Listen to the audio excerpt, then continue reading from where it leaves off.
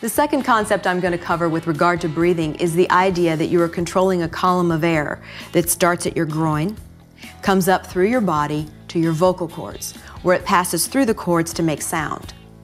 As this air is transferred to sound waves, these sound waves hit your resonating chambers and soundboards in your head to create what we hear as your singing voice.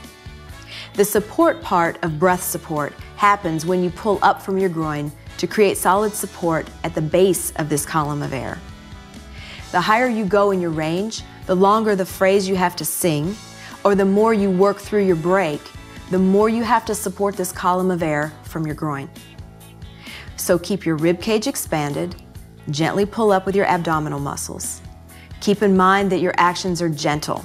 Don't yank muscles or over-clench anything. Singing is not a combat sport. Right now, you only need to understand this much.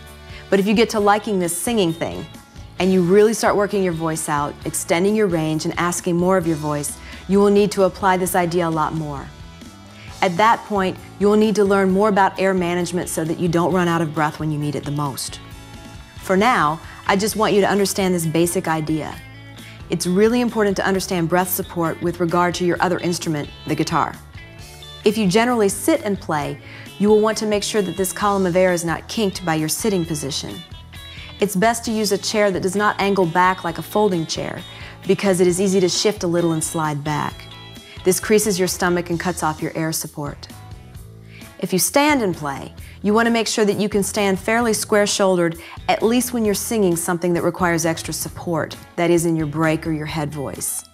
Also, deep chest voice requires surprising support to keep it from wobbling. Remember, the chords aren't real close together on low notes, so it requires a lot of support to keep that voice from wobbling. You will want to avoid looking at your hands or your pedal board.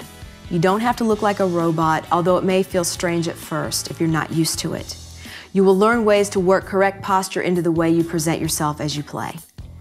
One of the things that you want to do is learn how to keep your back and your ribcage open while you're singing. You take a breath in, you keep all of that open.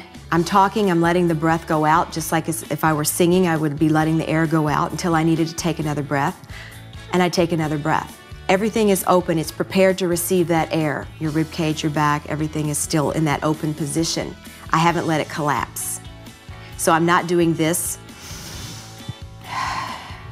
Okay, you can see that that's very inefficient. I'm doing this. So this is called working off the top.